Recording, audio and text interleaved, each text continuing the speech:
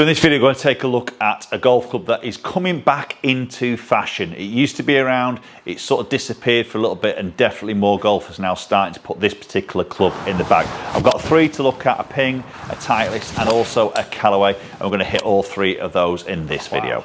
So the club I'm referring to is the Sevenwood. We saw these years ago, and I always remember the Callaway Heavenwood. Loads of golfers had those in the bag. Very easy, sort of high flying. And obviously the introduction of hybrids, rescue clubs came along into the industry and really sort of took over. But these Sevenwoods are now making a bit more of a comeback. Brands are starting to introduce them back into their ranges, so I thought it'd be a good opportunity just to test them in this particular video. As I say, I've got Titleist GT2, I've got a Callaway Elite, and also a Ping G440 Max. So we're just going to hit a few shots with each of these clubs and maybe just give you an idea of maybe where this is going to sit in your bag, why you might want to put this in the bag against maybe a hybrid golf club, and maybe just sort of see how these actually perform as well, and the advantages maybe on certain areas of the golf course where the Sevenwood could be a great option for you in the golf bag. Okay, so I'm going to start off with the Titleist, the GT2. Obviously we know the Titleist look, loads of loft. I mean, that's the first instinct there. As you put this down by the ball, the loft that you see, or the amount of face that you see, is very confident in sparring. It just feels like it's going to pop that ball up in the air. So we should see a nice sort of high ball flight from this. But, you know, confidence-wise, straight away, that's a big thing that sort of jumps out at me. Now, obviously the Titleist is a little bit of a compact head, probably in relationship to the other two we'll look at. And there we go, there's the really sort of high ball flight that we're going to see with a Sevenwood. Really high peak flight, a little bit more descent angle, maybe a really good option to hitting into greens to get some stopping power.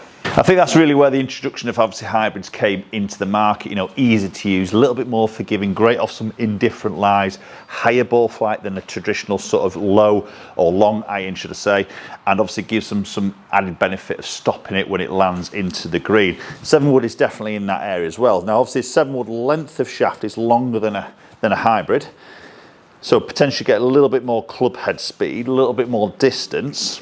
So I just want to thank our current channel sponsors, Eltye, who provide high quality football themed head covers, scorecard holders and accessories. And they're kindly going to do a giveaway for one lucky winner in this particular video, where you can win a head cover of your choice of your favourite football team. So to enter for a chance to win a head cover of your choice, simply put in the comments below ELG and you'll be entered into the free prize draw to win a head cover. Good luck. Good strike. Yeah, and you can really sort of see as that comes into land much steeper. You can see the land angle there at nearly 49 degrees coming in. The spin's obviously going to be a little bit higher and carry around that sort of 210. The first one was 218 on that carry, but much more descending land angle as opposed to a long iron. So most Sevenwoods are going to sit in at 21 degrees of loft, but as I say, shaft length is going to be, depends on the brand, but somewhere around that sort of 41.5 to just over 42 inches in length. So a little bit longer than a hybrid, as I mentioned. Hybrid is a little bit more near that long iron length. Ooh, it's pulled a little bit, but the flight's great. So there's a couple of reasons where maybe Sevenwood could creep into a bag for a lot of you golfers out there. So the slower swingers of the game probably would like to see more loft. So if you're struggling maybe with your 3-wood, maybe 5-wood could be a good option, but maybe still a little bit hit and miss. Something with a bit more loft will really help you to launch that golf ball, get a little bit more distance on your shots as well. So that could be one option there. Another option is maybe for that golfer who's wanting that really high ball flight into greens, where you get a lot of distances at a certain yardage, which this would hit as you're approaching the greens, which would be difficult to do maybe with a hybrid or even more so with a long iron. Okay, so out of the Titleist now and moving on into the Ping, the G440 Max. Ping, fantastic fairway woods in my opinion, very low profile, and I think that's the first thing you'll probably see against these two clubs from the Titleist to the Ping is, number one, a little bit of a larger footprint with the Ping down there, maybe more confidence in sparring. Again, we're going to see plenty of loft. Again, we're on 21 degrees of loft, but then really noticeable is the depth of the club face. A lot more longer from heel to toe, but a little bit more shallower as well. Great for really getting that ball launched, especially off those tighter, more horrible lies that sometimes we get faced with. Oh, yeah, there we go. Okay, yeah, so really good strike. That is a high ball flight, super high. You can see that land angle coming in there now, over the 50-degree mark. Loads of stopping power, fantastic hitting to maybe a firm green, tight flag from a long distance.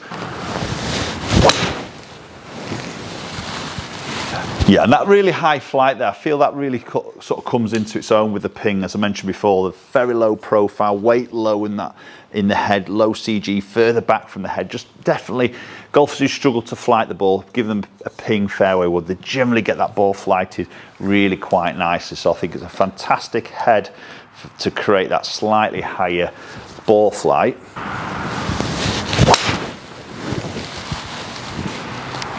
And there's probably a good example. That was a touch low in the club face there. Just started a touch left, a little bit low. You see the launch is a touch lower, but it's still got its height, 47-degree land angle. That's not doing so bad on that slight low hit. Right, so as you'll see from this lie, off into this first cut of rough, but settled down. It's been quite lush recently. We've had quite a bit of rainfall, makes it very sort of difficult to get to the bottom of that golf ball. So I've got the ping 7-wood. Let's see if we can get this out and how easy this comes out. Now, what obviously I'm going to have to do maybe technique-wise here is just make sure I hit a little bit more down on the golf ball. I can do that because I've got the luxury of loft to get the ball in the air with the 7-wood. So I'm just going to make sure I get to the bottom of the golf ball.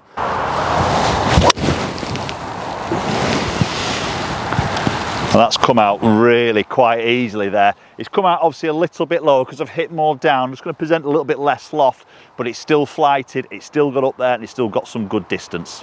Okay, now we're talking. Look at this stuff here now. I'm not quite in the hay, but I'm very much in that horrible lie. Look at that. If I get this camera to ground level, you can't see that golf ball.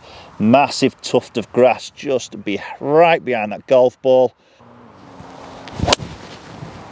Wow, definitely feel, I mean, that is lush and wet, so that's really grabbed my club head there, which we're going to expect to happen, but that has popped up very quickly. Yes, it's not gone as far, but it's up, and it's probably gone about 150, to maybe 170 yards there, I would say. So it's progressing me down that hole where potentially with an iron, I'll probably be looking at maybe getting a 9-iron, even a wedge at that, just to get it out. I won't probably get it that far.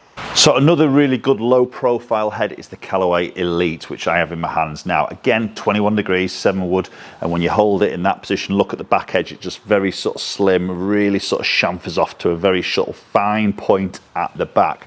So really hugs the ground. Again, we see loads of loft. Again, it just looks so inviting to get that ball lifted off the ground. So a huge advantage of the 7-wood with that loft would be coming out of the rough. I think this would be a really good option. A little bit of that length of club, we can get that speed through there, but the loft there just pops that ball up and out. As we maybe just seen, as I've just hit some out on the golf course, it really does help you to get out of those in different lies that we get faced with.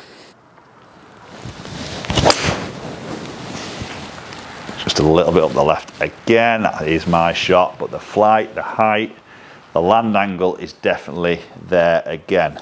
So really, when you're looking into which one would you go for, you've got to go and try these clubs, haven't you? Maybe the look might have a little bit more of a preference to you as a golfer. And I think once you start hitting a few shots, playing around with the different types of 7-woods, different brands, different looks, you'll probably start to get more success with one over the other, whether that's a shaft combo or that's just a head, a feel aspect. Always recommend going and trying these. Lovely. Okay, so there's 3 7-wood options. Obviously other brands do them as well, in around that sort of 21 degree, very confident, inspiring, a little bit obviously extra length over a hybrid, potentially a little bit more club head speed, a bit more peak height probably, I would say, and getting that descent angle. And as we saw out on the golf course, fantastic from those awkward lies, maybe in the rough, that we're going to get faced with still a bit of distance to go to that flag. Post comments below, let me know your thoughts. Have you got a 7-wood in the bag? Love to hear your thoughts as always, and hopefully catch up with you all very soon.